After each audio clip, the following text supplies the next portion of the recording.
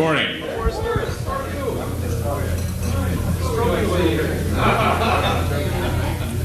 To get started, this morning we'll have a couple of announcements concerning continuing education, very quick one, and then Marilyn Taylor will talk a little bit about the New York conference, and we'll get on to the panel, all of which these two announcements will be all within 5 minutes.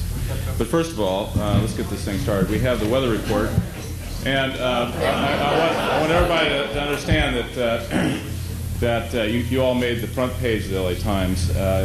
There's a picture here of, where is this? New York. New York, 18 inches of snow. Yeah.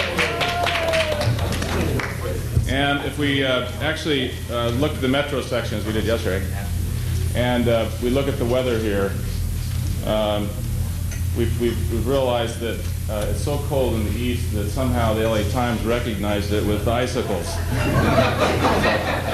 But Boston's minus 11 degrees, I think it is. Anyway. Misprint. All right. Let's very quick announcement from Joe Bolello on continuing education. We have some forms to fill out, and then Marilyn Taylor.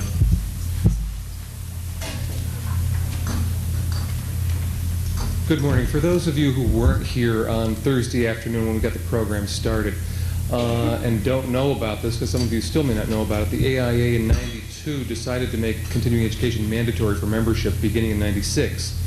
What people have begun to do is to sort of stockpile continuing education units, credits, and we made that announcement that because of an effort of Mark Maves on the committee that this is going to be, we can begin collecting those for those of you who need to be doing that beginning now. I'm going to pass around a form for those of you who know your AIA ID number. Please put it on here along with your name. If you don't know your ID number, just put your name down there. We're going to send them the entire registration list for people who are here. It would help us and save us a little bit of time if you do know your ID number so that we can include that on this as well.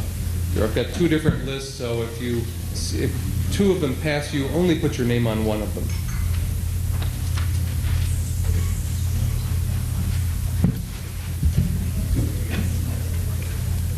Okay, as we discussed in the introduction of the program a day or so ago, this is the big city year, and in October we'll be going to New York.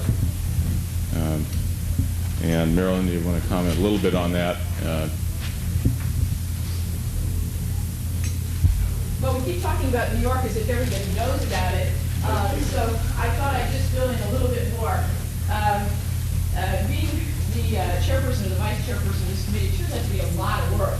So Bill and I agreed that we would kind of share it for the next couple of years, and in that way put on this parallel program about Los Angeles in the spring and New York in the fall. First of all, though, before I talk about New York, I want to say to Bill and Harold and John and Deborah and Lori and Nelson and everybody else who's on the program, what a fabulous day that was yesterday. I think it was just absolutely good.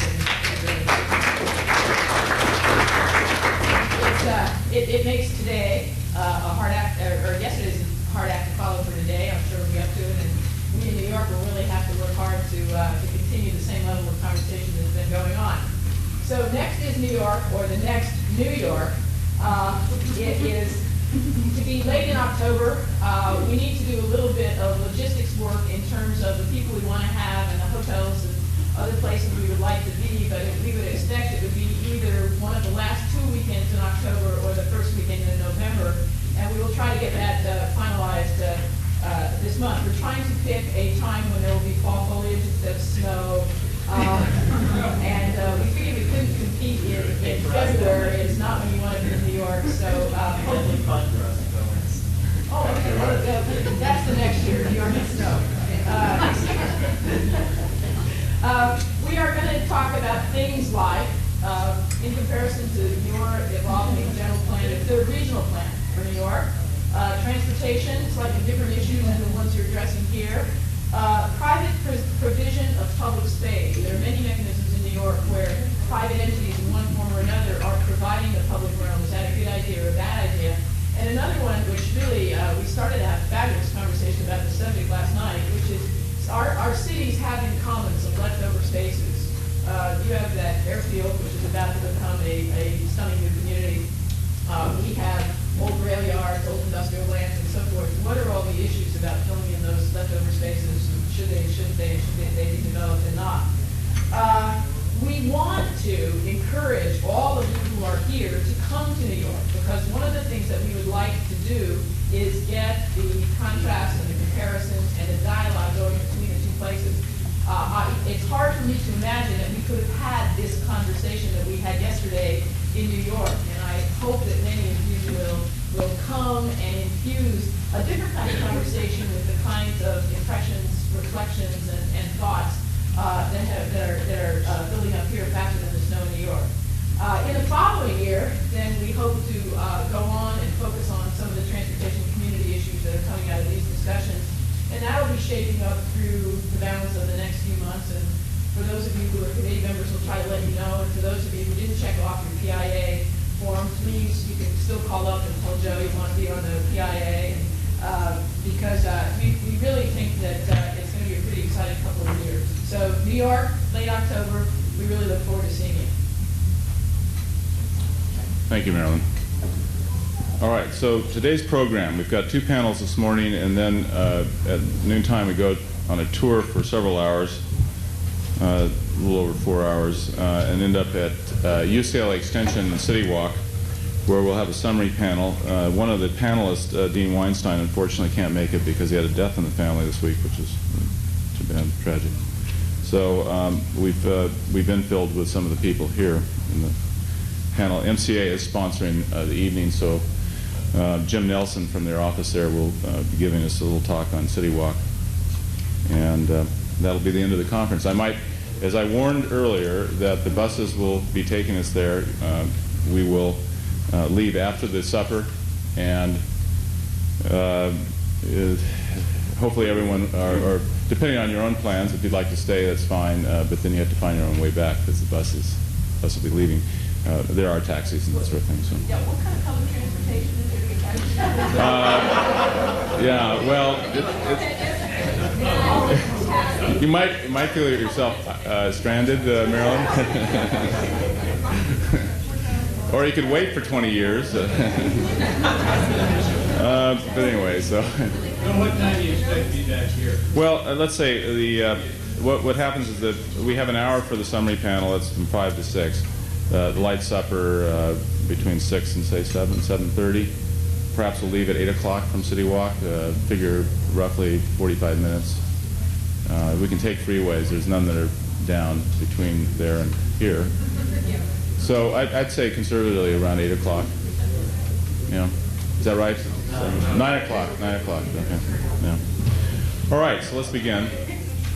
Panel number 4: LA Streets, a rediscovery of civic life. And the moderator here is Doug Suisman. Mr. Suisman is the founder and principal of Public Works Design, a registered architect in both California and New York. It'd be good for the New York conference. He has gained wide recognition for his research and design of public space in American cities. In 1989, he published the highly praised monogram, Los Angeles Boulevards. His studies of both American and Mexican cities have been published internationally. He has been featured in the Los Angeles Weekly, LA Weekly. We saw Harold Meyerson yesterday, the Los Angeles Magazine, and Metropolis. Mr. Suisman has been a visiting professor of architecture and urban design at the University of California and the University of Minnesota. He's educated at Yale and Columbia University. Doug Suisman.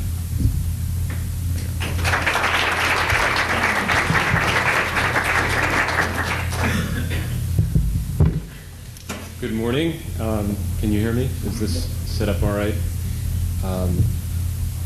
I don't know about you, but I have to agree with Marilyn Taylor that yesterday was a packed day. I learned a lot, and I live here, and it is a tough act to follow. If you think about the wit and erudition of Kevin Starr, the searing analysis of Marty Wax, who's quoted in the front page of the LA Times, along with the pictures of the snow in New York, Kate Diamond's passionate advocacy of good urban form, the charismatic determination of Antonio Villaraigosa. I know that was a surprise for a lot of people. And the indomitable optimism and consummate salesmanship of Nelson Rising. It was a pretty full day. And in the wake of those kinds of voices, I always feel a little bit intimidated. It puts me in a state of mind of the young writer who sent a manuscript nervously to the great Samuel Johnson. Kevin Starr has his Samuel Johnson quote, and I have mine. And the young writer sent the manuscript hoping for Samuel Johnson's approval, and he waited anxiously and finally got the return response in which Johnson said, "Your script is both original and good. But the part that is good is not original, and the part that is original is not good." So I hope that with my panelists today, at least they will be good, and I will take care of the original part. What I thought I'd do is take a page from the chapters of McNeil-Lehrer report and give you what they always call a backgrounder, and then bring forth the panel, because they're all passionate and articulate, and I thought the best thing to do would be to set up some issues and then just have a rousing discussion. And I have a feeling that you all now are so filled with information and ideas that you'll want to jump in on the discussion too, maybe not just in a kind of passive question and answer format, but really get the discussion going, because I think a lot of the issues are now converging on the street. And I say that pointedly because I think in a way so many of the issues that came up yesterday, from the extraordinary changing demographics of LA, one of the great stories in the history of the country, changes in housing and openness to new housing types, mixed-use housing,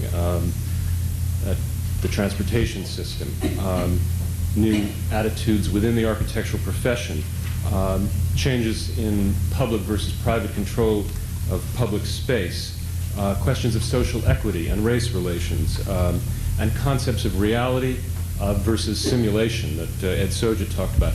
All of these things that came up yesterday, I want to suggest come together on the street. And even on the streets of LA, even in a city like LA, they come together on the streets and boulevards, which even here constitute, I believe, the public realm of the city.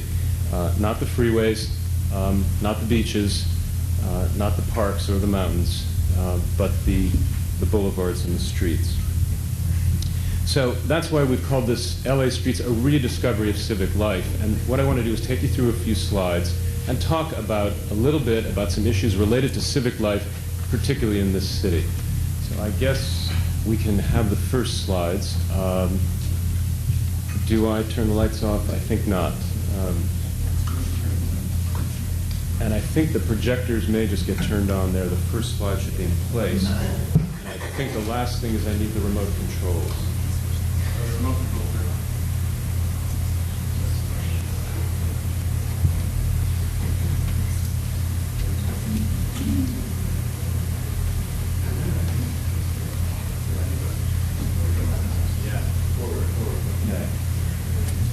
Well, these are two good slides actually just to sit and contemplate. They hardly need comment.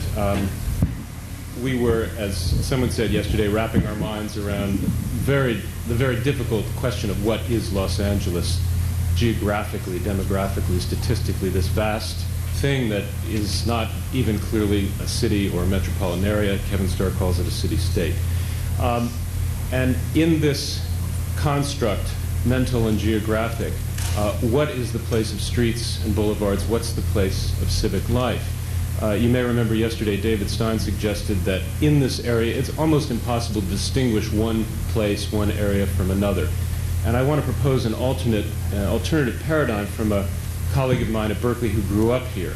And she pointed out that Eskimos are able to negotiate and navigate across apparently undifferentiated snowscapes with incredible ease, and that tribes in the Sahara Desert move across an apparently featureless landscape with remarkable skill. And she suggested that Angelenos learn in the same way to move through an apparently undifferentiated suburban texture and pick up what she called subtle cues, that it's not about the landmark on axis at the end of the street and the great civic monument guiding you through park and plaza, but about learning a subtle texture of differentiation.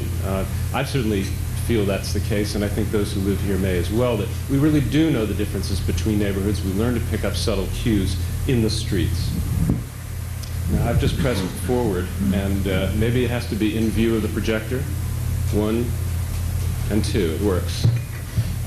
What I want to suggest is something that was a great surprise to me, which is that LA has had a civic life in the streets. It's had streets. Maybe we ought to just establish that first and foremost before freeways. And that, as Kevin Starr suggested, and as I have learned from reading his books, this was always a polynucleated city. This is not some downtown that exploded into suburbs. There were always settlements all over the region, and as he points out, it was finally the railway that tied them together. All of these settlements generally had as their public paradigm the city street, from San Bernardino on the left to Venice on the right. Now, these may not have been urban downtowns, but they were certainly town streets, civic places filled in many cases with people. Now, I think I'm going to have to raise these high, so yeah. And I give you 2 other examples, Redlands on the left and Westwood on the right. So I just want to suggest that before the automobile really took over, let's say from the even from the earliest days of the Pueblo through the 1920s, this vast region was filled with settlements of town size, small city size, which almost always had main streets and a kind of traditional civic life at their core. I want to suggest that to your imaginations as the model for the region. There was an alternative, a parallel model, let's say, besides the downtown civic street, which was the pastoral boulevard. I just love the one on the right because they call it a typical boulevard scene in the Orange Belt. And the left is Foothill Boulevard. And I want to suggest that this rural boulevard, as opposed to the civic main street, later became the model for our residential streets. And that the rusticity of those 2 previous slides is translated into what is now called our single-family neighborhoods, this precious commodity that even at the level of the framework plan, as Emily Gable described today, everyone feels is very important to protect the single-family neighborhood with its setback homes, its front lawns, and its streets. And I think the image on the left, which is the young child star Jackie Coogan, the postcard is titled "Off to the Studio." This image of life on the side streets, in a way on the residential streets, is an enduring paradigm that people are holding on to tenaciously, and I suspect we won't lose. But while we had these previous models of the downtown civic street and the pastoral boulevard turned into the residential street, I want to suggest that there were things happening in these settings, particularly the downtown settings. Here on the left is Pershing Square. I mean, take a look at the bench on the left, and on the right, Hollywood and Vine. There was a time when the entertainment industry was not represented by Disneyland or Universal Studios City Walk, but by the intersection of 2 public streets. If you wanted to get in touch with Hollywood, you went to the corner of Hollywood and Vine and kept your eye out for starlets. Let's see, I think I have to go back here and forward here. And I think the same thing can be said for downtown and Wilshire Boulevard. On the left, take a look, it's a little dim, but you'll see that in front of the department store, Bullock's Wilshire, the postcard actually tips you off if you hadn't noticed it. It says busy crowds on Wilshire Boulevard, and they aren't talking about drivers. They're talking about a crowded sidewalk. You can barely move on that sidewalk. And notice the number of cars and buses. And the point is that even after the car had arrived, pedestrian life, civic life on the sidewalks was still a part of the LA scene. The same can be said on the right for downtown Broadway. And there are automobiles in the picture. So when we always say, well, the car, this is a city that's always been in love with the car and has never had civic life, I think it's not true. We've had civic life. Even after the car came in, there was a kind of ecological balance for a certain number of years until the car took over. Let me also suggest that 2 key ingredients to civic life in this city and in others has always been at one end the department store and the other end the theater or movie theater. On the left, Bullock's Wilshire, the department store. On the right, and Broadway, both. You see all the theaters, plus you can pick out Desmond's and I think Bullock's. So this combination of department store, which itself was an internalized paradigm of the street, but contributed to the street, didn't drain it, and the movie theater, these two seem to be the key economic institutional elements of our civic life. Now, what we know happened, of course, is that once after the war, and I want to suggest only after the war, when the suburbanization exploded and federal policy of freeway building and housing subsidies for veterans blew this pattern apart, only then do we finally break up the pattern of civic life in the street, and you now get the new model, which is the mall, which takes those two key elements, the department store and the movie theater, now translated into the multiplex, pulls it inside, internalizes all that activity, and drains everything around it. And here are just two models. I hardly need some more. You're all familiar with the phenomenon. What I want to suggest, however, is that in the last 15 years or so, there has been a change occurring in LA, and we're beginning to see the results now, which is a reclaiming of public streets. And the leaders have been, as in many urban design issues in Southern California, the smaller cities. Partly because City of LA is so unwieldy, and you heard about that yesterday, about how and why administratively and politically it's so difficult. A lot of times it's been the smaller cities where it's just easier to get things done, which have shown the way.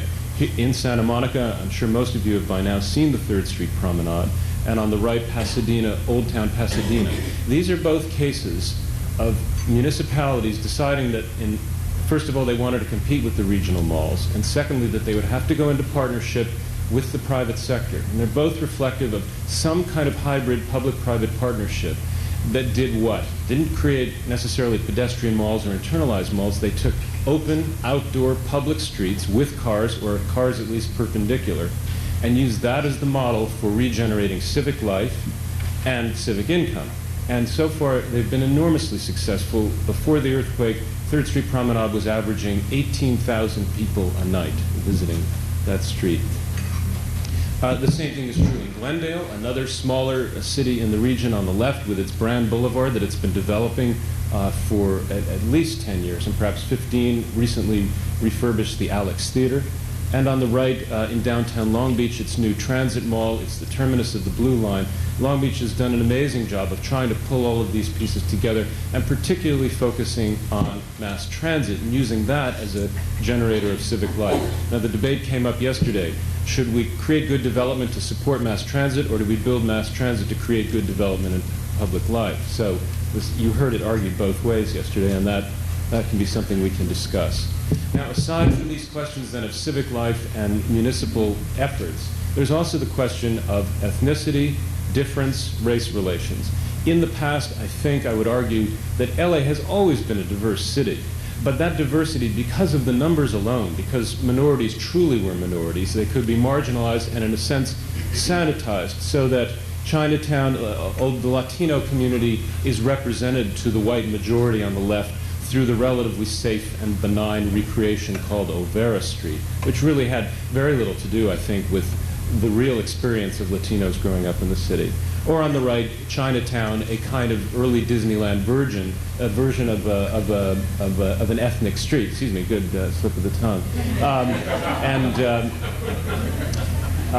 A good version of an ethnic street and a safe version. But what I want to suggest now is that, of course, has changed. And we obviously can no longer accept these fantasy versions because the numbers don't permit it anymore. We now have real ethnic streets, for better or for worse. And we have the vitality of streets in East LA like Whittier Boulevard, Brooklyn, First Street, with a lively street life and struggling economically, but not socially and culturally. They're really active places. The dynamism of Koreatown along Olympic Boulevard on the right. Or downtown on the left, the old plaza, which for years had been neglected in the old Plaza Church, literally being recolonized by the more recent immigrants from Mexico. If you go to our plaza, which for years was a kind of a fossil at best. If you go there on Easter, it is one of the most delightful, active civic places you can imagine, filled with hundreds, if not thousands, of Latino families reconnecting with their Mexican heritage in Los Angeles. And on the right, the annual LA Festival on Broadway, bringing 1 million people to that street, which is at once vital and beleaguered, and we'll talk some more about that. And I want to suggest that throughout our city, in Leimert Park, now really the heart of the African-American community, and in the Northeast Valley, a lot of the ethnic communities in LA, in a sense, want to do what Glendale and Pasadena and Santa Monica have done, which is reclaim their public main streets, to bring not only to provide shops and services for the residents, but to welcome visitors. And we'll talk a little bit later about this as a possible source of tourist interest rather than the recreations of Disneyland and City Walk. And finally, of course, mass transit tying into all of this. It's just clear, and I think Deborah Murphy made a great plea for all of us. If we're talking about mass transit, let's use it. And if you try and use it, I think you'll find on the left why it's so seductive and why ridership is so high. This is a typical LA bus stop. It's not in an economically depressed part of town. It's on the wealthy west side.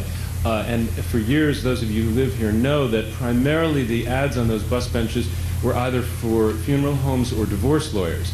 So that the association, the image, the marketing image of our bus system was divorce and death. And clearly someone could come up with a little snazzier campaign. If we're going to revitalize civic life, we have to understand that transit riders, by definition, are sidewalk pedestrians. I mean, even if you're getting on a fancy rail line from a suburb, you're going to have to get off and engage the street for 3 or 4 blocks to your office, or 4 or 5 blocks from your home to the station. So that part of the transit system has to be an attention to civic life. And finally, the whole question of the economic life of the street at all levels. On the left, on Broadway, father and daughter setting up on a shopping cart, selling fresh carved fruit. It's a kind of dark space, but they're eking out a living, and it comes from the wonderful tradition in Mexico and Latin America on the right of street vending from colorful carts. People can make a living doing it, and Madeline Janis-Aparicio is going to talk with us a bit about street vending. We have an ordinance that was just passed within the last month, very controversial, and it has a lot to do with how we view our streets in LA. So the last thing is privatization, and then we'll get to the panel. Clearly, you'll see City Walk tonight. Here it is on the left. And Ed Soja suggested, that now we're having increasing difficulty distinguishing reality from simulation because of the intrusiveness of the media. And that may be true. I just want to suggest, if you look at the image on the right, that LA's always been creating fun and artificial streets. This was a beloved restaurant in LA. You notice that it's set up, there's the bohemian side on the left and the formal side on the right. A true axial division with the Eiffel Tower on axis. I mean, the idea of taking pieces of cities and creating an urban street as a kind of fun place for entertainment is not new. I guess what's new in City Walk is that they decided that of all the cities in the world to take pieces from, the best place was to take it from the city that it was in. So all the monuments are from LA, and maybe that's what's truly new. But we'll talk about what the relationship of this kind of street is to what I showed you in Broadway, downtown, 3rd Street, the East Side, Leimert Park, and so forth. The last 2 slides simply suggest, and we'll get into it, that whether it's the sort of glitz of the Sunset Strip in West Hollywood or the plaza downtown, there are pockets of thriving civic life. I think there's even a collective urge towards it to gather, and the question is whether we as urban designers can tap that and tie it together, perhaps with the mass transit system as the key linking thread. So what I'd like to do now is just turn on the lights and ask, we have our panelists hovering in the back, so if they can come up and sit at the table in the front, we can start a discussion, and when they get up, I can begin the introductions. Actually, I think I'll just jump in as they're coming up.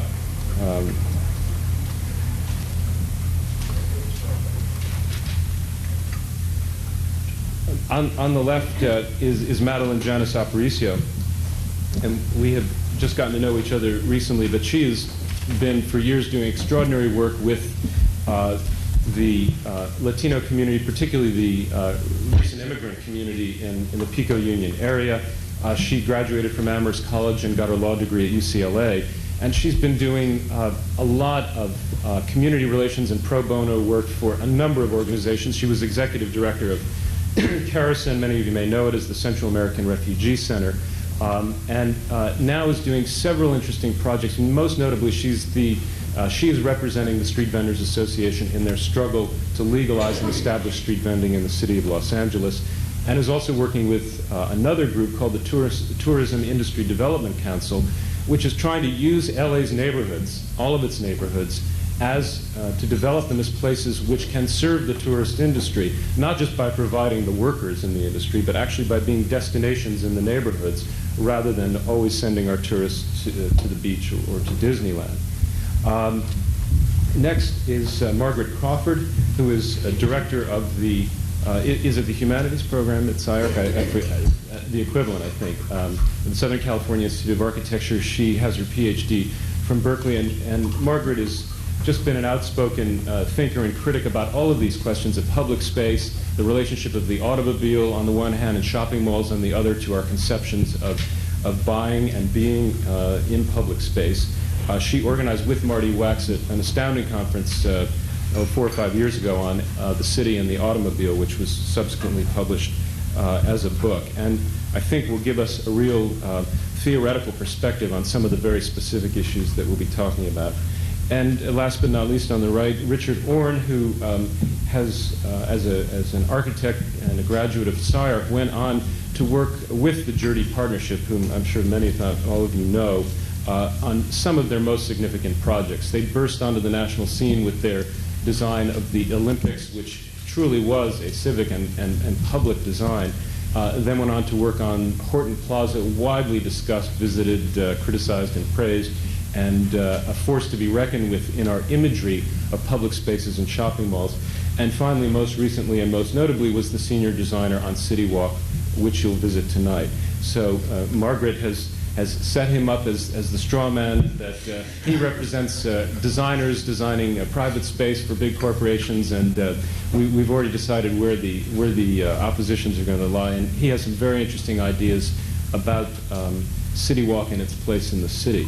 What I thought I'd do is ask first Madeline and then Richard, and I'm just going to join you all at the table. But first ask Madeline to tell us a little bit about what she's been doing in the street vending program, and then ask Richard to talk about City Walk, and then we'll open up the discussion. Okay. I don't know what sort of a different situation a lawyer being in the middle of a group of architects. So I'm going to give you maybe a different kind of perspective, how the street vending situation first came to my attention, and how we worked over the years to build a movement representing many groups from across the city to try and change what a lot of us would consider to be one of the most outdated and ridiculous laws in the country on having to do with the streets. In 1987, 1988, I was working as an attorney in a law firm downtown, doing volunteer work and working in the Latino community in Los Angeles, and it came to my attention, as a number of other people, that there were thousands of street vendors on the city, and I had just always assumed that there was some sort of regulation, ability to obtain licensing, and it was brought to my attention that a lot of these people, mostly women, mostly Latina immigrants, hardworking, entrepreneurial immigrants, were being arrested, imprisoned, their goods confiscated, children who were with them traumatized on a very large scale in Los Angeles. And a group of us came together and we started investigating, trying to figure out what was happening. And we realized that there was a law in the city of Los Angeles that completely prohibited any sort of street vending, with virtually no exceptions. And not only prohibited it, but made it a misdemeanor, punishable by up to 6 months in jail and a $1,000 fine. And a lot of us just thought that was outrageous and crazy, and we began asking questions. And we realized that not only was this law supported by all of the policymakers, but to even raise the issue of changing the law in the city of Los Angeles was essentially blasphemy. I mean, it was wanting to change one of the most fundamental principles of Los Angeles, that there shouldn't be anything on our streets. And especially not people of color, and especially not immigrants. And so a lot of us began organizing, and we finally got the ear of Councilman Wu at the time in 1989. We began a whole long process, which recently resulted in a change, which a lot of us think is not enough, but it's a start. Creating a movement to plan, to bring immigrants, to bring people of color, to bring people in poor neighborhoods of Los Angeles into the process of creating a new program for street vending. And this was an extremely acrimonious debate, as many of you probably have followed over the years. And we went from creation of a task force that was brought together by Councilman Wu in 1989 and 1990, bringing people from across the city together to come up with a program. And we came up with what we thought was a good balance between community interests and fair, relatively easy program for the street vendors.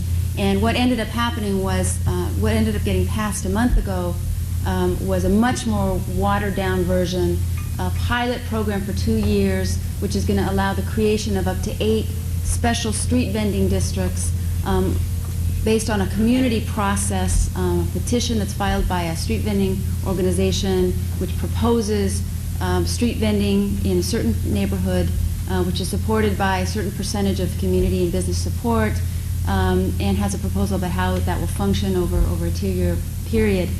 And that's a 2-year pilot program, and basically the clock starts ticking on the 18th of February, and we're right now in the process of actually recruiting a team of architects, professionals to help us go in and design the districts.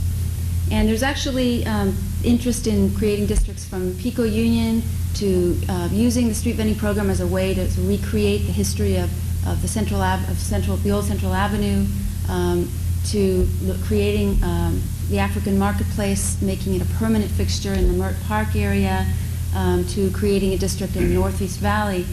And a lot of us see this as a real exciting opportunity to do something wonderful for the city. But obviously we're facing huge opposition, huge obstacles because of the politics of all of this. And I guess I'll leave it there, and there's obviously huge room for discussion. Can you talk about the obstacles? Why are people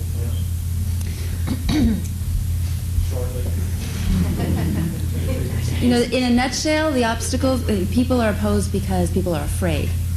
And when we were in city council, I mean, a lot of us think that we sort of moved along from the blatant racism of the past, and a lot of us were really shocked to find that council chamber spilling over with, well, I shouldn't say that, council chamber spilling over with mostly people supporting, but filled also with a number of people who would stand up and say, we don't want all these dirty Mexicans. And if I had to put it in a nutshell, that would be it. I mean, people afraid, people unwilling to recognize and accept the changing nature of our city and the contributions of people of color and immigrants in the city, and really used that and organized tremendous opposition, and went to every council member, made it a political issue, an election issue for a lot of people running for office, including Councilman Wu, but also every member of the city council.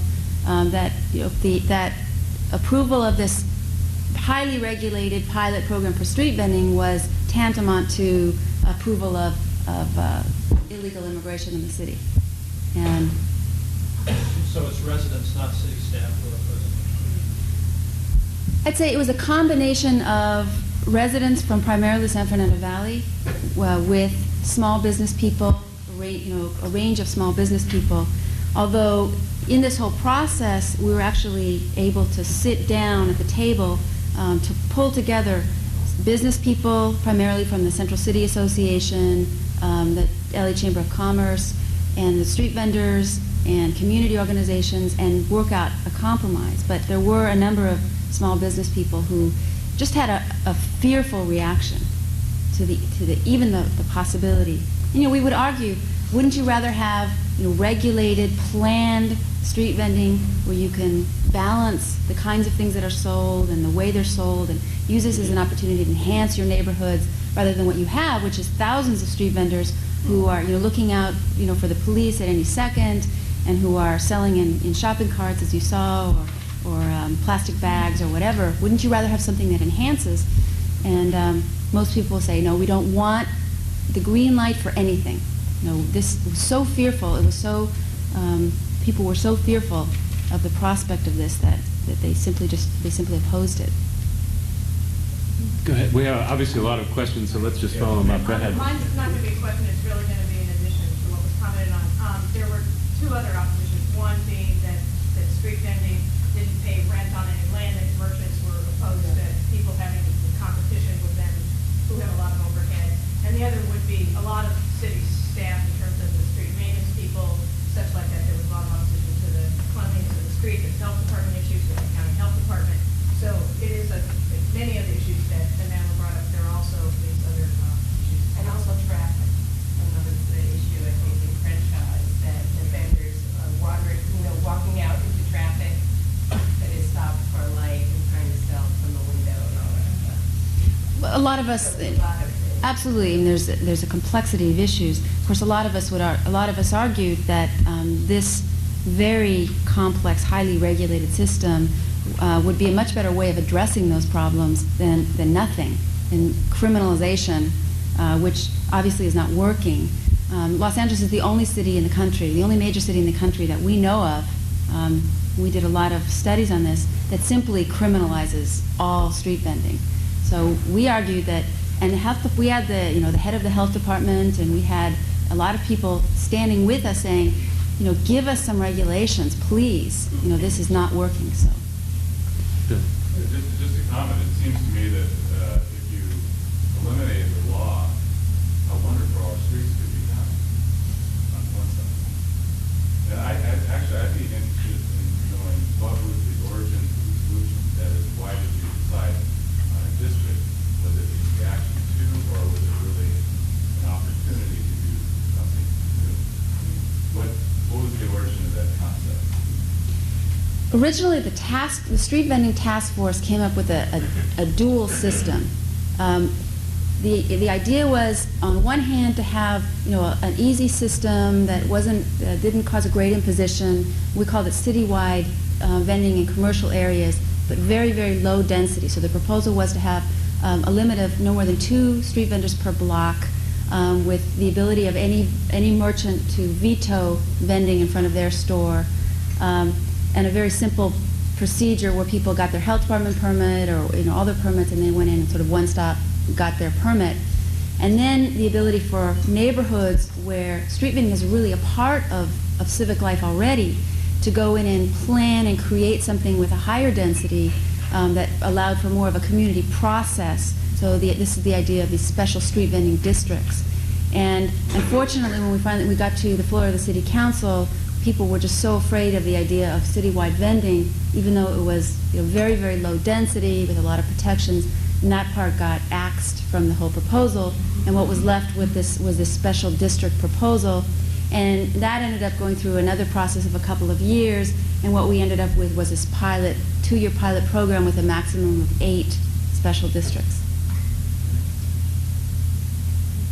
Just a note that I guess it was about 1990.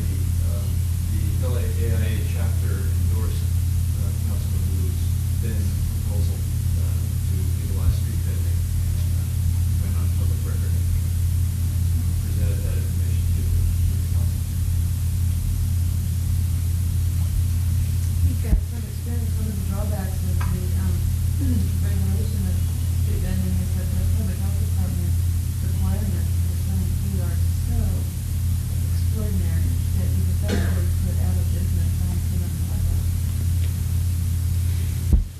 Yes and no. I mean, it's true that it's very complex and a myriad of hoops to jump through, but the benefit of these districts is that there's going to be a management organization in each district that can really help the vendors. For example, rent a common commissary where all the food has to be prepared in each district. But it's true, it's going to be very difficult. Marilyn. I just want to make the comment that this is a subject that's had an awful lot of discussion in New York, and it's surprising how there really are two sides, and the issues of competition for the merchants and so forth, and I think that shouldn't be taken lightly. The other problem we have in New York is that it's very often an opportunity for selling illegally manufactured or stolen goods, so that's another issue. In fact, German tourists are noted for getting off the plane and asking whether they can get the fake Rolex, things like that. So there are a whole lot of issues that do leave people to oppose it sometimes that don't have to do exactly with the central issues that you're talking about. But I have to make a more constructive comment too, because one of the things that goes along with street vending is street performing. And I think that it's a harder thing to regulate in a sense because it sort of depends on its spontaneity. But one of the agencies in New York, the Transit Authority, has begun to do a fabulous job of finding ways to legitimize certain performers so that, for instance, they don't crowd at the base of the stair in the subway system, but rather they're at the entry or on a mezzanine. And as you think more and more about integrating transit and street life, I would urge that street vendors and street performers both ought to be thought about because they are very much a part of the activity that we like and enjoy. Pardon my voice. In the proposal that was accepted, you made a lot of your comments based on race about the discussion and debate. Is there anything to prevent small businesses, small syndicates of Swedes and Swiss from coming in and setting up some chains to do street vending? Well, there was a requirement. No, that's a good question, and it's actually was the subject of some discussion. There is a requirement in the law that the management organization, the organization that actually makes the petition for the establishment of the district, has to be a non-profit community-based organization. So, and each permittee has to be an individual. So, in other words, the holder of the permit has to actually be at the vending site.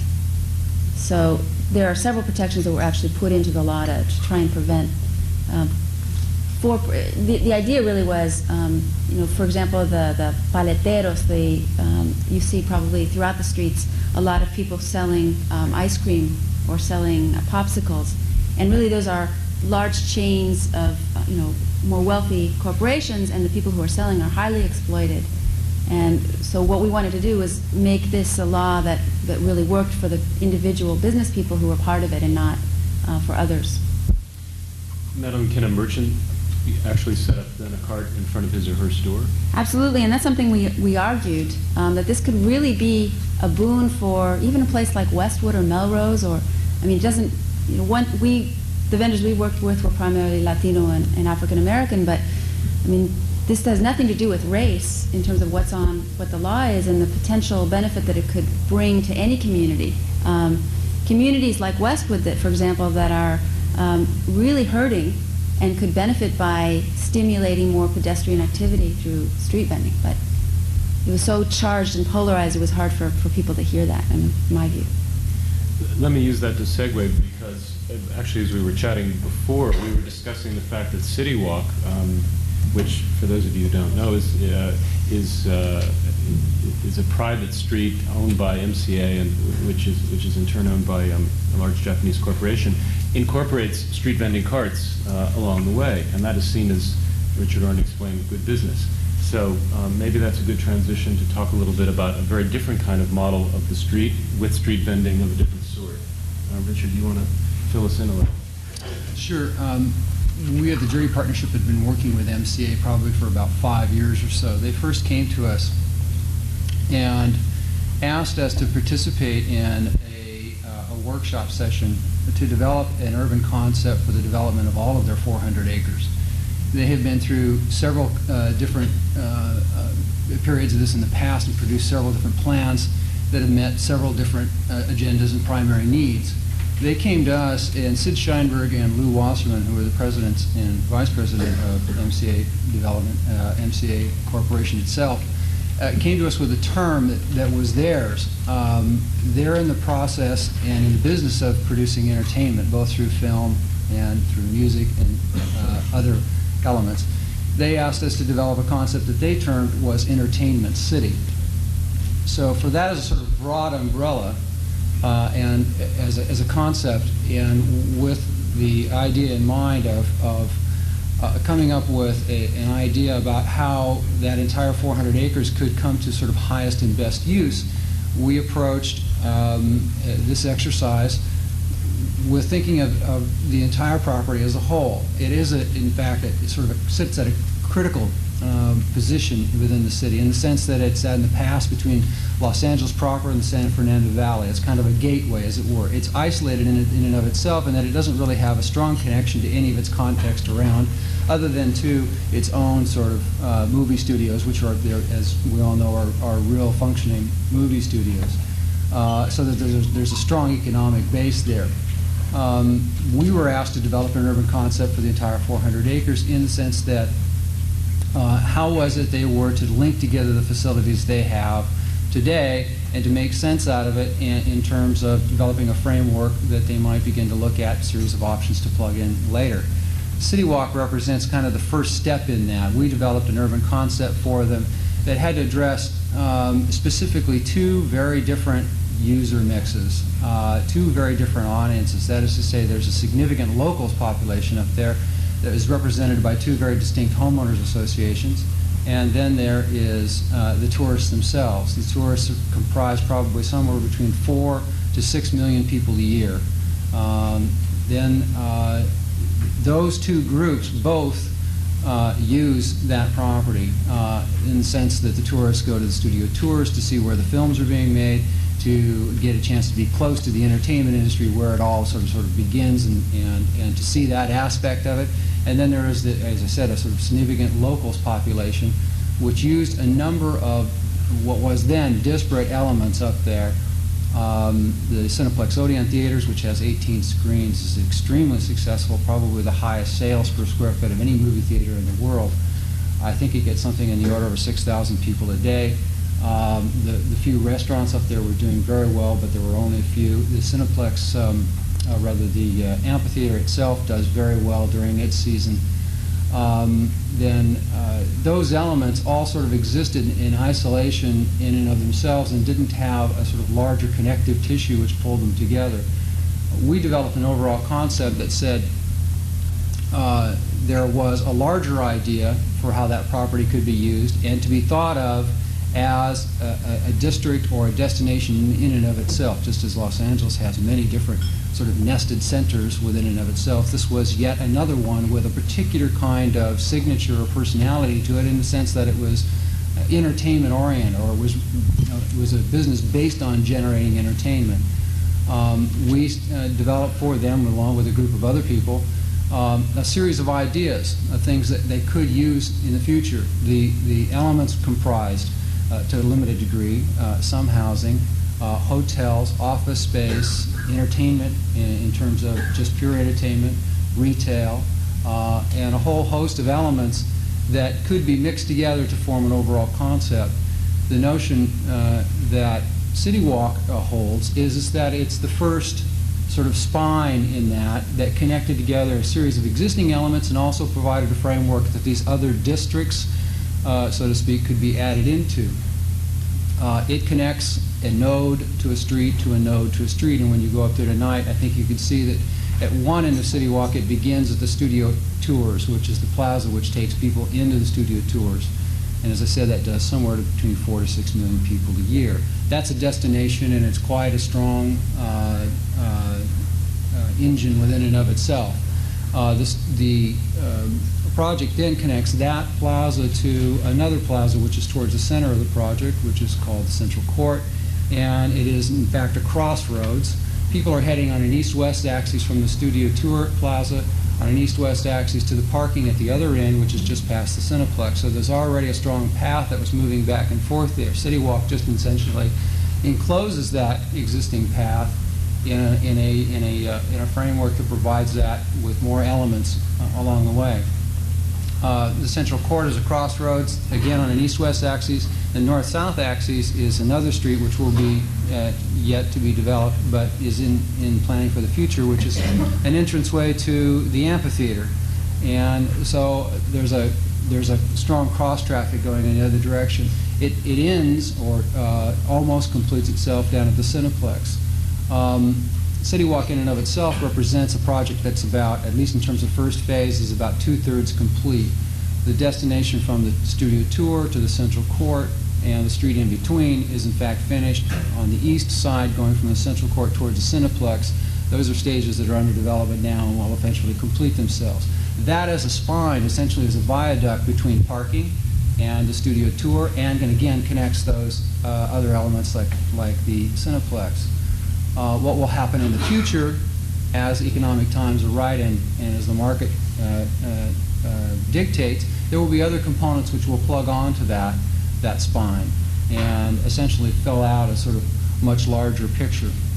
But City Walk in itself is just meant to be that. As I said earlier, it addresses two very specific audiences, the tourists and the locals. And the way it's roughly breaking down today, not through any market surveys that I've seen, but just from my own visits and my experience in talking with other people, is that it functions primarily as a tourist destination during the day, in the sense that it is fed on a kind of regular basis based on the cycle of the studio tour.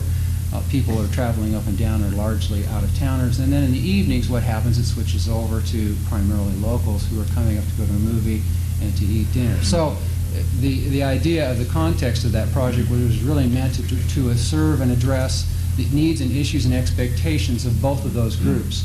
So under that guise, that's how the sort of planning framework was set, and that's also how the sort of atmospheric idea of the project was set. In terms of what the Jerde Partnership does, is it tends to really try to work with a whole group of people, depending upon the mix of the project and who might be most appropriate for that project. City Walk up there represents an aggregate of a tremendous number of people's efforts, not just the Jerde Partnership. First and foremost would be MCA Development, who did the project, and their understanding and belief and information and knowledge, which was based directly on who they were serving, that is to say the tourist population and the locals. And then there were a number of other people that were design houses that worked on that project, and there are vestiges of each in it.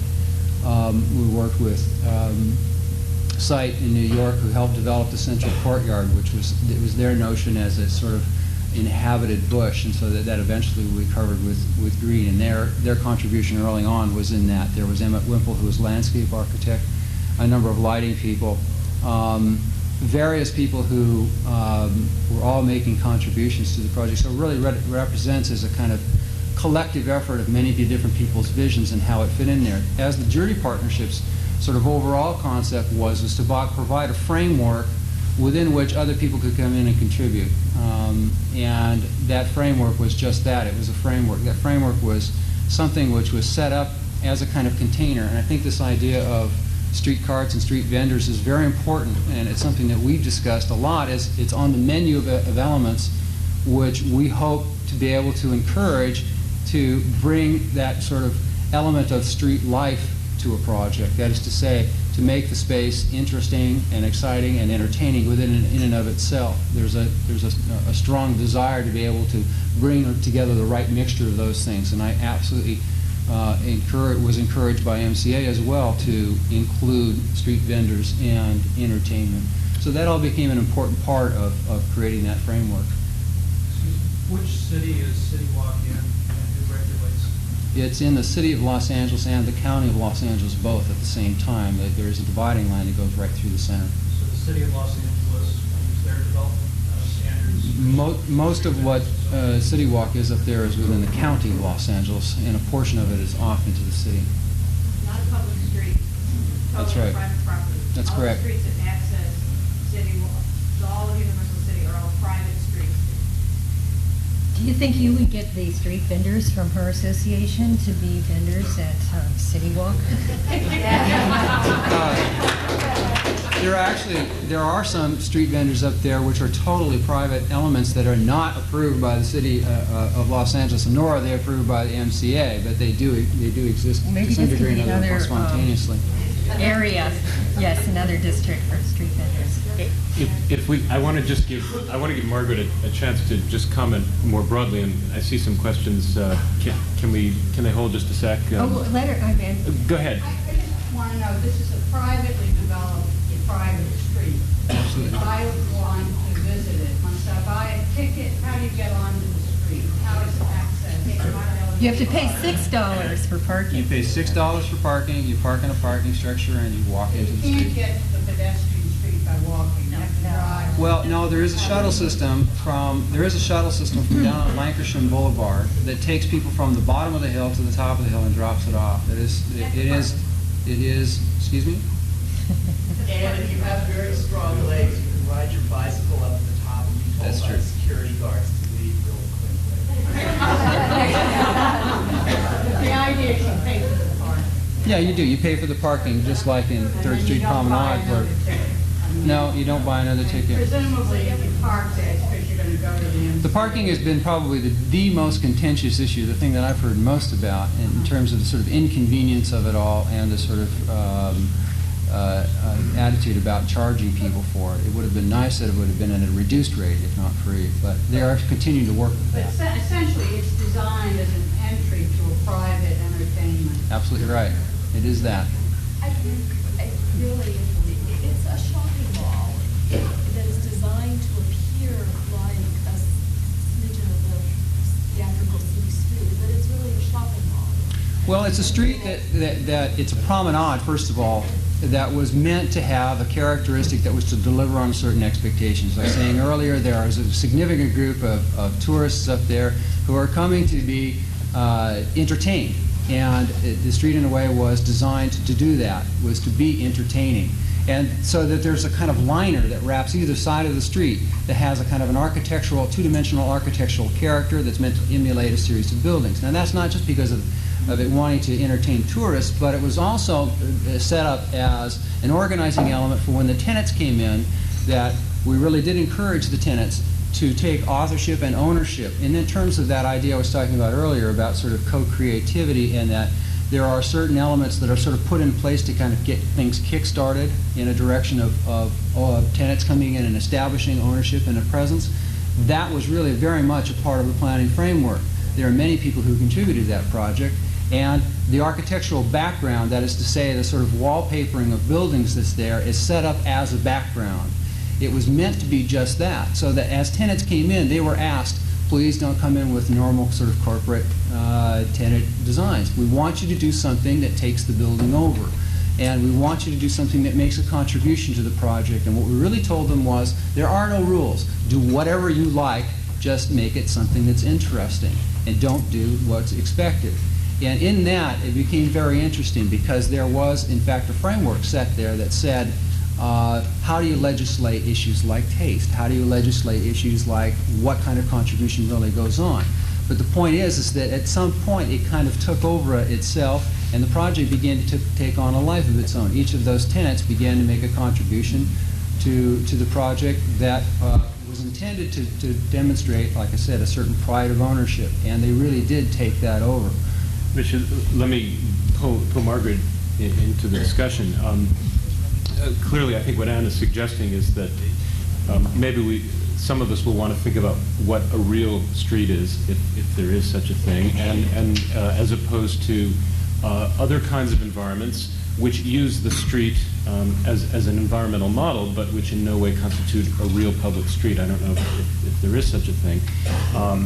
I will say, as a way of opening up to Margaret, you may remember that after Mayor Reardon was elected, and those of you from New York will know about mayors who run on security and privatization.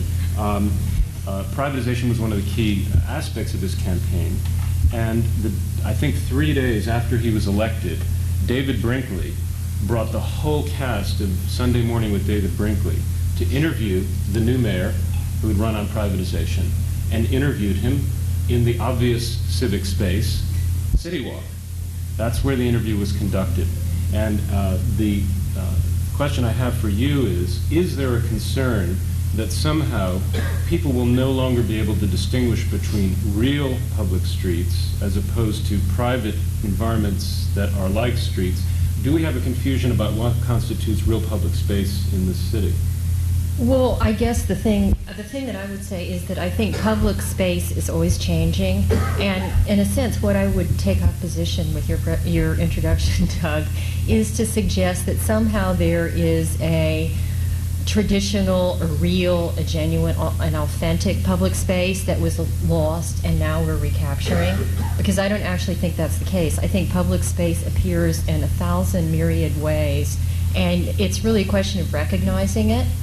And in a sense, that's what's interesting both about the street vendors proposal and about City Walk, is that in a sense, both of these are genuine public spaces, and they may be partial. They certainly only deal with very partial groups in Los Angeles, but nonetheless, they're public space. And I would also add, I guess, in opposition to what you were saying, Doug, that there is another kind of public space that is perhaps not represented by the throngs of people walking down the sidewalks that evolved in Los Angeles during what I guess you characterize as the dead years between the 1920s and, say, the 1980s, when apparently people were just driving their cars down the street. And that's a kind of automobile-related public use of streets and public gathering places. Just on my way here, I drove by the Santa Monica market, which takes place in a parking lot.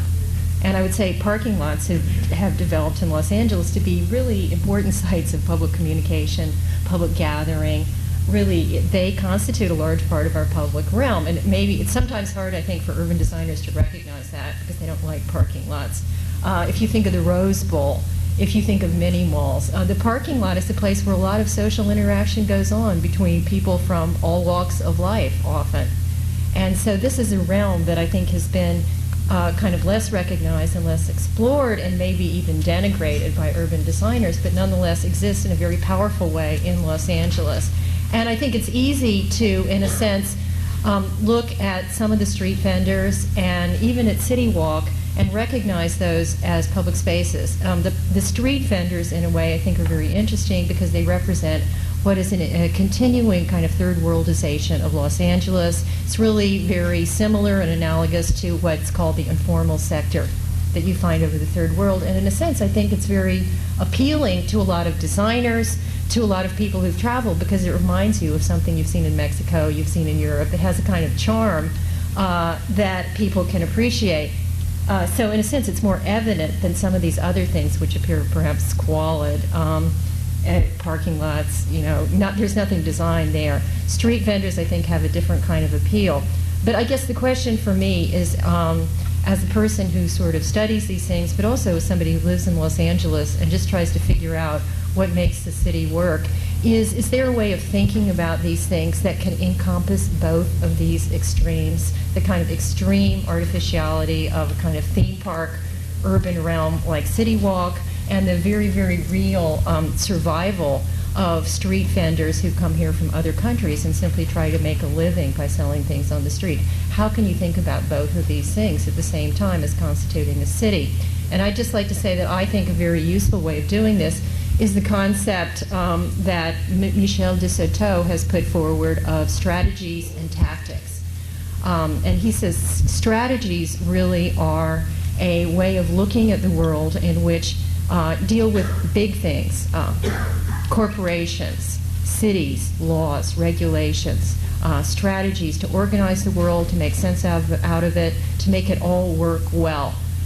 The other aspect is tactics, and tactics basically operate in the kind of gaps left over by strategic thinking. This is the way people find space to move, space to survive within the kind of gaps of these big, large-scale strategies like real estate development. People are operating. That's how street vendors survive. They find little places. They find room to maneuver within these larger-scale activities. And to me, this is an issue for urban designers to think about. I'm a little alarmed when people start talking about auditioning street performers, legitimizing and regulating and organizing all of these tactical activities. There's always that border between these large-scale strategies, and in a sense, which are very controlling, and the kind of tactical creativity and innovation that's always happening in a city. And that juncture, to me, seems to be a very critical juncture for urban designers, who I think maybe have a tendency to go on the strategic side. And in a sense, when they see something like this going on, start to organize it, start to make it regulated, start to say, okay, well, we love street action, but we only want good street performers. We only want them to perform in certain places. Maybe they shouldn't even accept money for what they do. Maybe, you know, there are a lot. I think that that's a problem. And so what I see going on in a city is always a struggle between trying to regulate, control, capture, in a sense, the life that's going on in the streets, and the kind of ever inventive ways that people have to survive, to make money, even to sell. I mean, one of the great things, of course, about markets is that you always have the opportunity to buy something you think has been stolen, which in a sense allows us to vicariously participate in a kind of tactical operation, right? So there's always this struggle going on. And I think that this is something that urban designers, in a sense, this is the issue here between an incredibly strategic proposal, City Walk, which is massively controlled. And I mean, you can talk about the thing taking on a life of its own, but certainly the mix of people participating as tenants in City Walk is so highly controlled by demographics, you know, cost per square foot, profit per square foot, that you can't really, I'm not sure if I would be able to really use that word. So on the one hand, there's this kind of incredibly strategic aspect of something like City Walk, and certainly that's one of the important things that's going on in Los Angeles.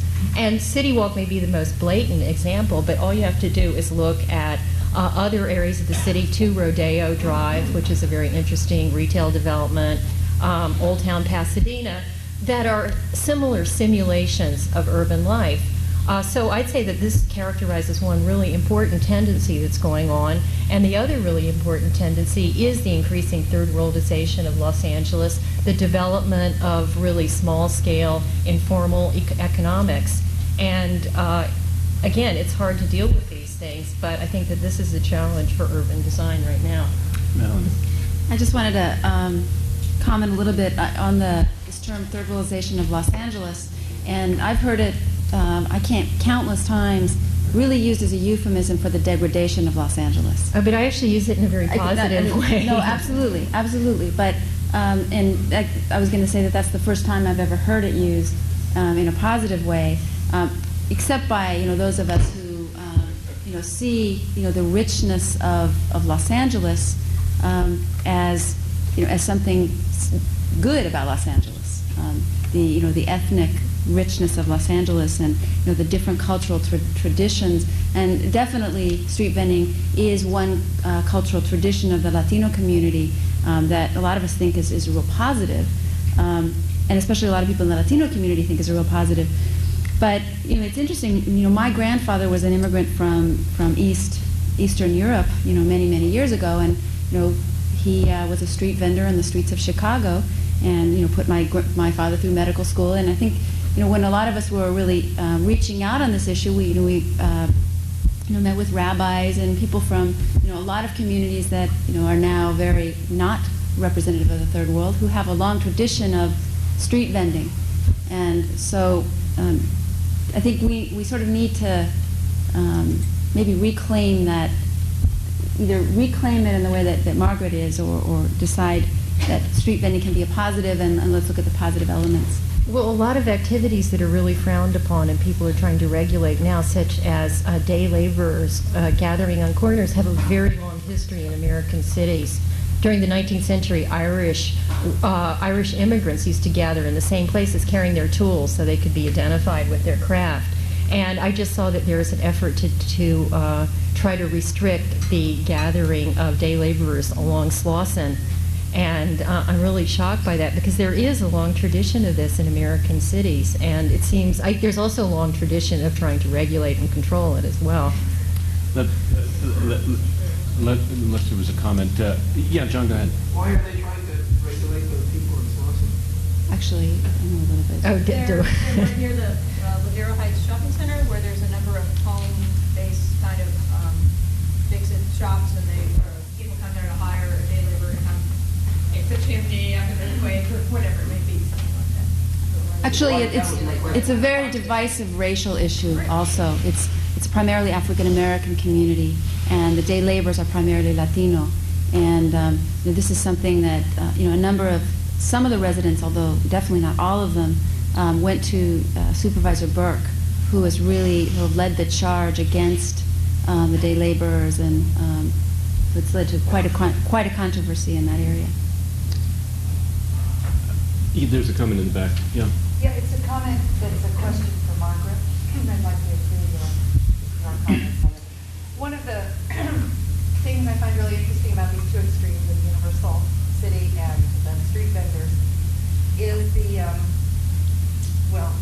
polarization, really. And your question about, isn't there a way that we can have both of these at the same time? And you also use examples of Santa Monica and Pasadena and 3rd Street Mall, both of which I have a lot of problems with. But I think one of the differences between those and Universal City Walk is that they actually are real cities. And they do allow the people who use them to make emotional and political investments in them as citizens, which is something we're not allowed at City Walk. And so I would like your comments. I'd like to hear you just talk about the perhaps the political implications of this kind of privatization of space in the tradition of 19th century politicization of the street as the arena for real political activity. Can you just comment on that? On City Walk or on Old Town? On the privatization of City Walk is it's a very extreme example.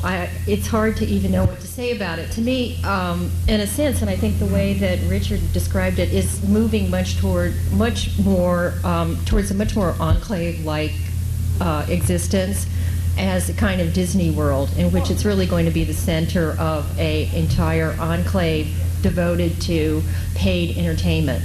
And that seems to be its function in the way it's going to evolve, rather than evolving more into any kind of urban place. But actually, what I think is more interesting is Old Town Pasadena, because Old Town Pasadena is a shopping mall that's blurred around the edges, that really just fades into the urban fabric. And I think that this is a much more subtle and a much more sophisticated kind of simulation of the city, which in a sense I think demands more attention because it is much more successful. At City Walk, you're never going to imagine that you are actually in any kind of real city. That is just out of the question. It's very blatant. It's clear that you're not. But in Old Town Pasadena, it really is worked into the fabric of the city, and yet it's a shopping mall. And to me, this is a much larger step in the evolution of kind of the malling of America than City Walk is. Well, your description of it as a shopping mall blurred at the edges sounds ominous and conspiratorial. Why is it not just a good old-fashioned shopping street? Oh, because it's organized by a single developer, and it has a mix and lots of demographics. That needs to be clarified.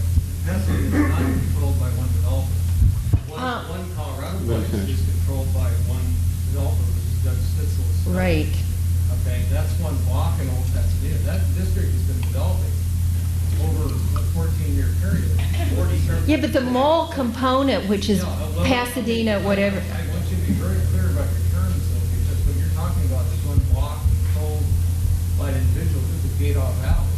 They're actually having a number of problems because they are part of a real city that you wouldn't experience if you were up in City Walk. Because at City Walk, you could shut your garage down at certain hours. You could limit parking. You could limit access.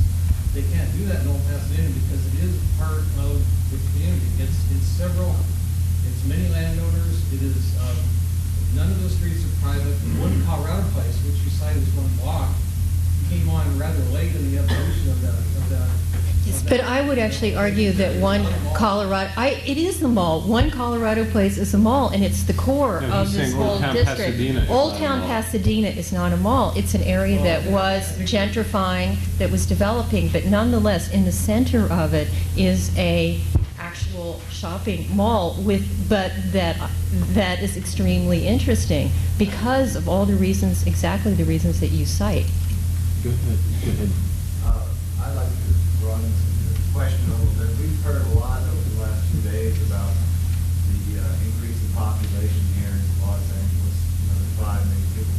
I'd like to hear your thoughts on what civic life is going to be like with another 33% added in population.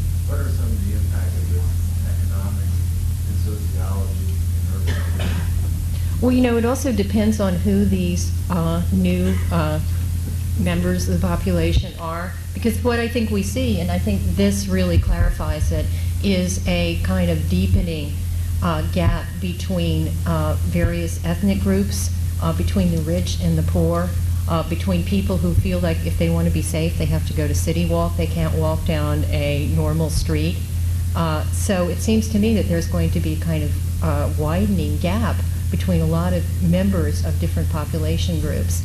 In a sense, this idea of crime and security, the reason that Richard Riordan appeared at City Walk, not on Hollywood Boulevard, not in Pershing Square, not in any of the other public places, I think has a lot to do with a kind of hidden message about the nature of public space and who is being in public space in Los Angeles. Could I debate that with you, because I think you're probably wrong. He probably appeared there. The Rush Limbaugh room design. He probably appeared there for 2 reasons. One, terrible advice from the staff that he is generally fired by now. And secondly, probably whoever produces David Brinkley got a payoff from MCA. Well, I'm not actually interested in the mechanics of his appearance, but I think that there is a message that one could interpret there about the popularity of this space. I mean, City Walk is not deserted. It's crowded. I've been there. And I think what we're really looking for is their communal experiences, and I think that they're going to happen in many different paradigms. I think there will be corporations which can generate communal experiences strictly on private land, like City Walk. I think there is room for that, particularly in Los Angeles. There were comments here, and Kate. Go ahead. Just to pose a premise that has to do with some things yesterday at the conference, rather than maybe the romanticism of these, I'll call them now imaginary rather than real streets we can talk about. It seems to me there are some parallels and lessons we've learned about both what you've talked about in street vendors and what you've gone through in a totally different context with City Walk. I wonder if you could comment on Doug, that each of these successes that have to do with placement has taken a number of incredibly detailed small steps of implementation. I mean, you talk about street vending districts as some romantic magic that all of a sudden happened, created, a benign pure flow. It seems quite absurd when you've gone to extraordinary means to create what are just prototypes of pilots. It's not unlike what a developer in this case, an entertainment company, has to go through in an economic way to create what for them is a very viable public space. What does that foretell in terms of the effort groups like this must take into their professional life to really not romanticize about recreating, whether it be Paris on the one hand or Casablanca on the other hand, but real places, and where will those ideas and how will those be implemented? You wanted me to. Can you bring that into? Well, I'll make a couple of quick comments. The street idea. Yeah, a couple of quick comments. Margaret's characterization, I think, is extreme. If we look at who is going to the 3rd Street Promenade and City Walk, it is not about rich and poor. It's not as if the poor are in the streets vending and the rich are at City Walk. They are extraordinarily, from my sense, diverse. They're open, they're public. People come from all parts of the city by bus, in many cases, to go to the 3rd Street Promenade. I'm not saying everyone is welcome or represented there, but it is broad. It certainly isn't a narrow spectrum. So I think one of the questions, and Margaret and I have had this debate before, and all of us really have this debate, what is the role of design in public space? I think we know what it is in buildings on private property, but what is the role of design in public space? If you go back to Jane Jacobs, she said it years ago, designers often confuse the order of art with the order of life.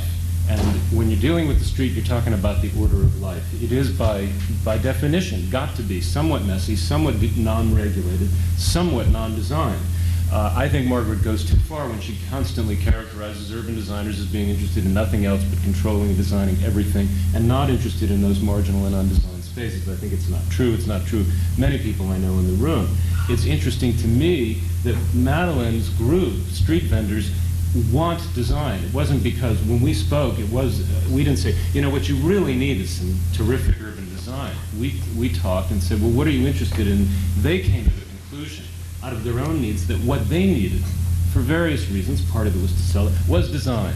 So it isn't always designers with our, I think we're sensitive enough, one would hope that our profession would understand that there are times when it's appropriate not to peddle the design, to say design is not appropriate. I don't know if that addressed, I mean, you opened up a broad issue, and lots of people have comments, so let someone on the panel, let's give the audience, I'm sorry, you've been waiting a while, go ahead. I wanted to know when you talked about the fear that merchants had about having street vendors in their area. Is this based in fact, or it sounds to me like an emotional fear, but is there evidence that in fact having vendors on the street brings more people, brings more business, there are more eyes on the street, makes it safer? I mean, that was sort of my hope. I mean, is there, study? I mean, has somebody gone out there, looked up the police record and found out, how many percent versus streets that have, street vendors? It's hard in Los Angeles. I mean, the bottom line is that there have been studies in other cities, and there have been general studies showing that street vending does have a net benefit. I think a lot of merchants just have sort of an instinctual reaction that they're fighting for their survival, and there's a street vendor in front, and there's no agreement, there's no discussion, and so it's infringing on their business. And this is where I think that design is important, or planning is important. That there is a community process that we hope will happen in setting up these districts, where we can bring merchants and vendors to the table to talk about how to benefit each other, or how to benefit the neighborhood. And we're not going to come to a resolution, and there's going to be struggle, but a lot of it is really getting people to sort of let down their mechanical reactions and open up a little bit to maybe taking a little bit of a risk, but with a great potential benefit at the end. And I just wanted to add to what Doug is saying. We really are at a crucial point where we have this 2-year pilot program, and the clock is ticking. We really are actively looking for urban designers, architects who can help work with the different organizations in the 8 areas. We actually have areas initially scoped out, or potential areas. So we really are looking for people who could work with us in coming up with designs that could help us get support for the areas. And really, this is an opportunity to make something real. I mean, to actually design something that is going to happen in a matter of months. There was a comment here, a question or comment. Before we close this, I just want to expand this thing about streets and public right-of-ways back to something you'd mentioned, Doug, which is the boulevard.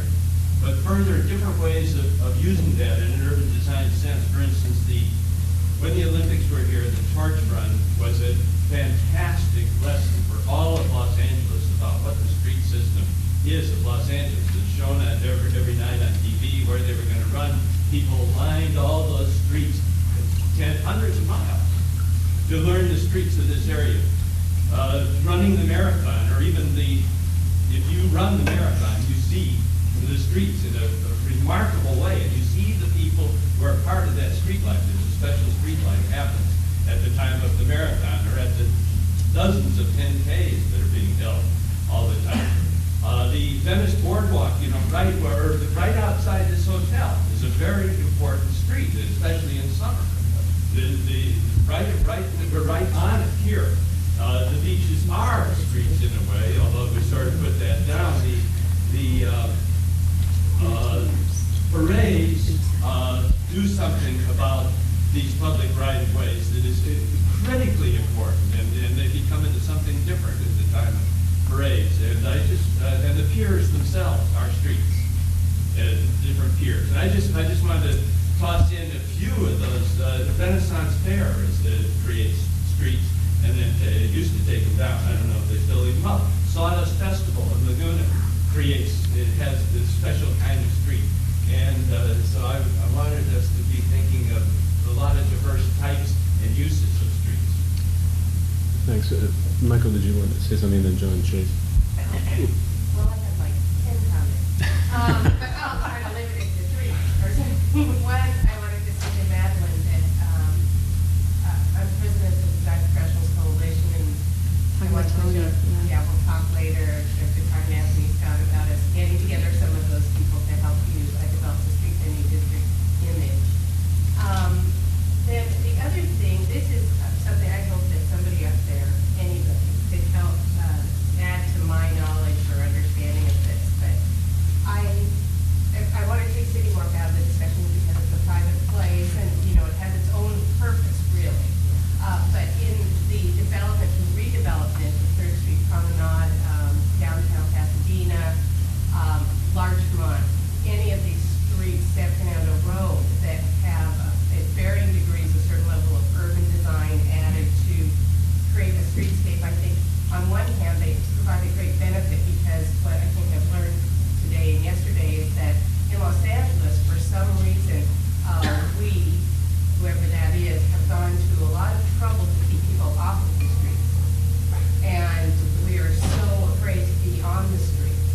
And that the big positive of each of these projects is that it starts to bring people onto a street and becomes kind of a pedestrian mentality and give some life to commercial areas that were dying.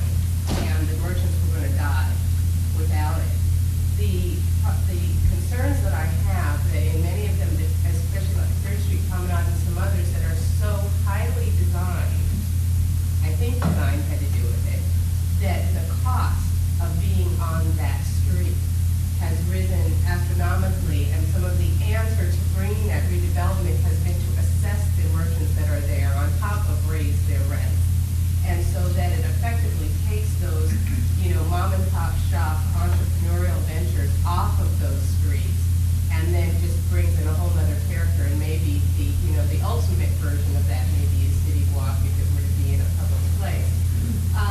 Is there an opportunity maybe for designers to assist in creating a framework that allows for affordability and access as well as this new activity? Well, just a point of information on that. You're describing gentrification, although I think in the case of 3rd Street Promenade it was intentional gentrification. I don't think mom and pop shops were ever seen as part of the mix. But Santa Monica itself has set up an alternate paradigm, which is Main Street in Ocean Park, where they are by regulation encouraging local neighborhood serving cleaners and shoemakers and so forth. So the city, through regulation, is trying to set up these 2 paradigms. 3rd Street Promenade is now a regional entertainment center. It's certainly not a neighborhood Main Street, and they're trying to distinguish that from the other Main Street in Ocean Park.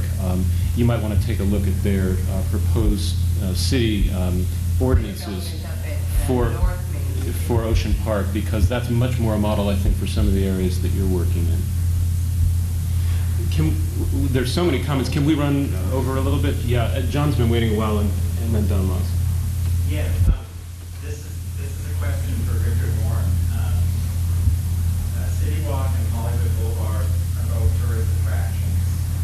They both have retail. Did you have any personal feelings? Did you ever have moments of doubt or guilt? Did you feel like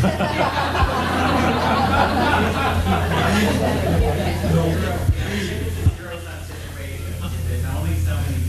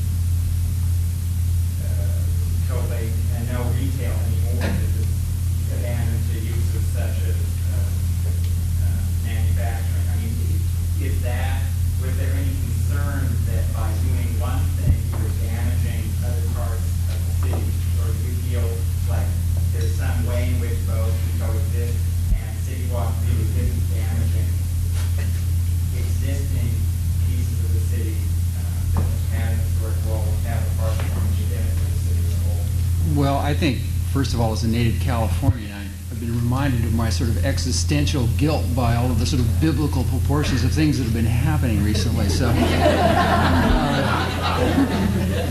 I think I think each of these things sort of represent, to me, models which are, none of which are static at any given moment. I mean, if you look at things like Westwood, all of the areas that we've talked about today, Larchmont Village, Sunset Boulevard, Echo Park, those kinds of things, 3rd Street Promenade. I've lived here long enough to have watched the 3rd Street Promenade go through a number of different iterations in its life. Westwood is doing that. I mean, when I first moved here, Westwood was the sort of city walk of the day, in a sense. I mean, it was a very dense urban framework that everybody went to. That's where you went with a date, et cetera, because it's charged by UCLA. They each go through their sort of periods and cycles. Melrose Boulevard wasn't anywhere near what it is today. Main Street, when I first moved here, was a couple of bars and a cleaners, and that's all that was there. Maybe there was a liquor store or something, and it's changed tremendously. And I think these things go through their lives. I mean, part of what I've sensed in the sort of discussions that I have heard, both in terms of reading in the paper and other publications that have gone on, is there's this sort of lament of what we have. I think the point is that we never really had it for very long. And I think it moves, is what it comes to me. I think Westwood may be yesterday's high activity center where City Walk is today. I think it continues to change locations in the city depending upon trends, depending on economic values, depending upon the mix of people in the city. So the fact that Hollywood is down on hard times at the moment is a fact. It wasn't in the 1920s. And I think there's every likelihood that it will be a star again in sort of a jewel in the city at some time in the future. There's certainly enough interest in that, and there's certainly enough good intentions. I think part of what we've seen in terms of the work that we've done in Los Angeles in particular, and I think nationwide and other places, is that there are certain economic engines which can be used in one form or another. And the question really becomes, for regeneration, the question really becomes, how do we regulate these things? How do do they get totally out of control, and do they really wipe out a significant character when they're inserted? I mean, there's been a lot of discussion, I've understood, about the 3rd Street Promenade and its character change from when the movie theaters and things came in. Richard, let me just follow up that with a question to focus it. Would you agree then, you're characterizing this kind of shift and evolution of streets over time, which has been true of all cities, but it seems to me in LA's recent history, it hasn't been a question of one commercial area thriving and then declining and moving to another, but in fact of almost all commercial areas declining to the benefit of the regional enclosed malls. And that what I see as the change is that there is now no longer the thrill of the mall. Every city at a certain point wanted to get a mall in its downtown.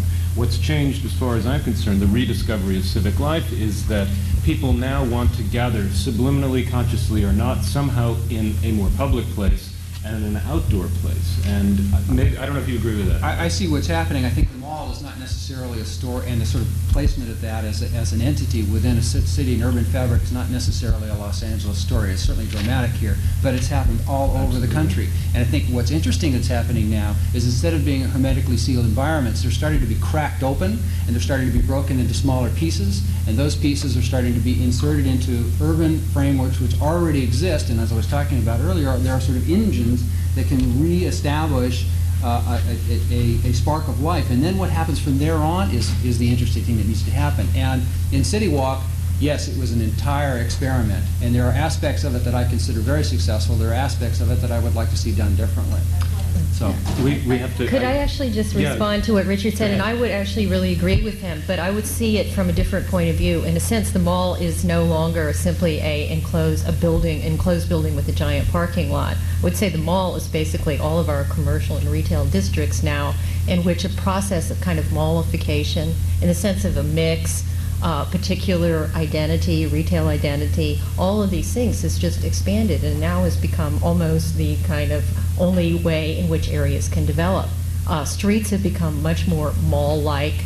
It's certainly possible to see Rodeo Drive, which used to have a much more varied group of stores, as a kind of almost mall-like condition, or Melrose. Margaret, so I understand, are you suggesting now that public commercial streets Is are emulating the mall, are yes. emulating the mall, but Yeah. I don't understand that, because it seems to me previous incarnations of downtown streets always had merchants associations and a high degree of regulation. I and think that market they had a control. much more diverse existence than they are taking on now. And I think the concept of the mix, in a sense, this is the genius and the core of malling. And this concept of mix is really employed in many, many different situations. And I do think our streets are becoming much more like malls. I think entire towns are becoming like malls. If you want to go to certain places in Maine, basically the town has become a mall.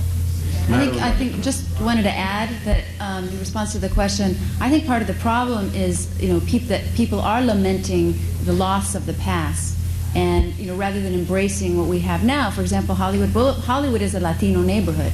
It's 60-70% Latino, and people are constantly trying to recreate the past glory of Hollywood when it was primarily Anglo.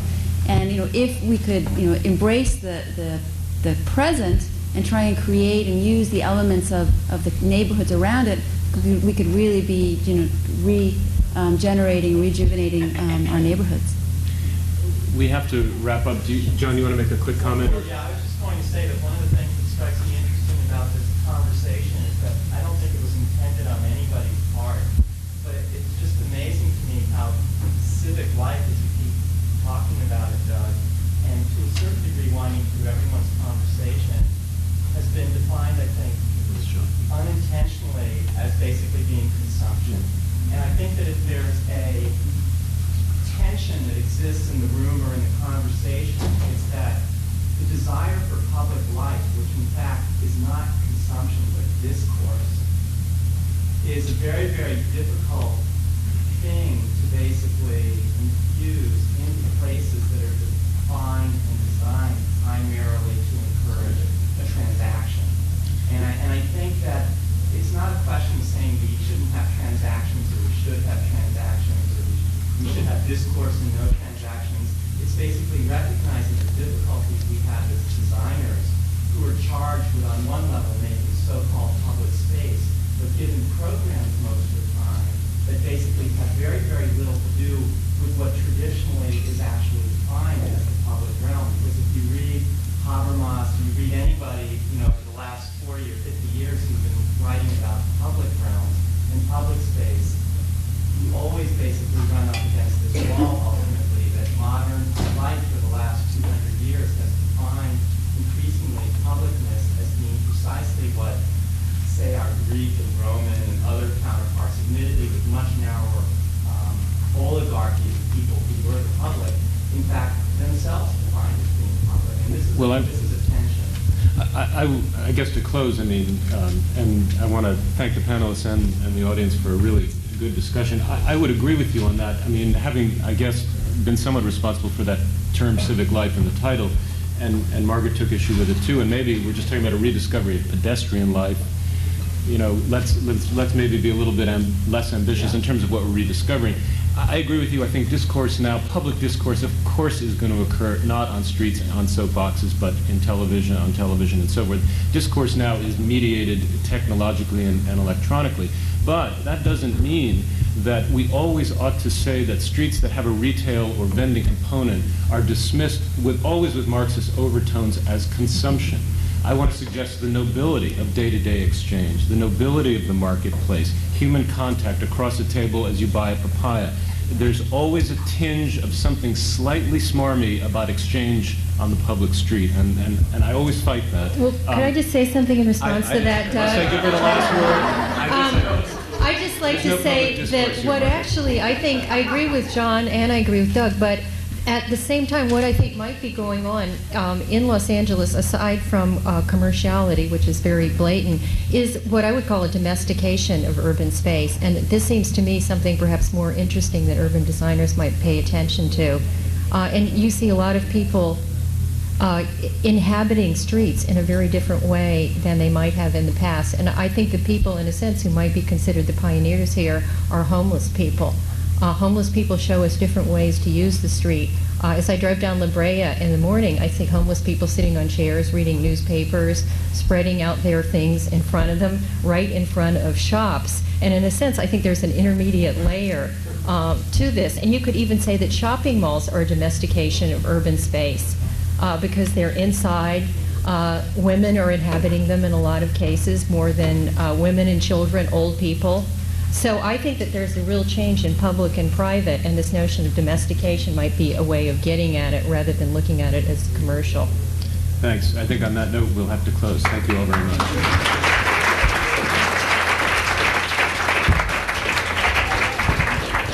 5 minutes before the next panel.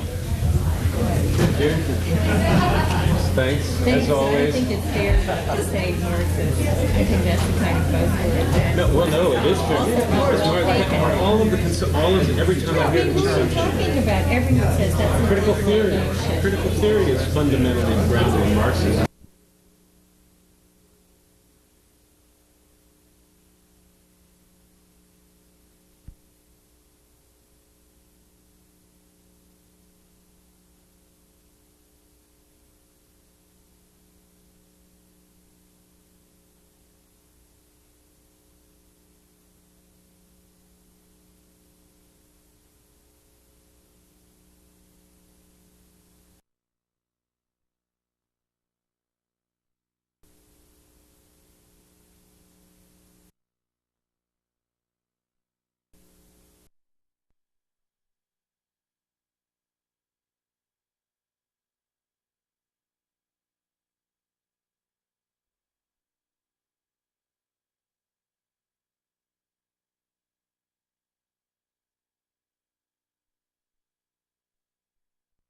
In the sense of a mix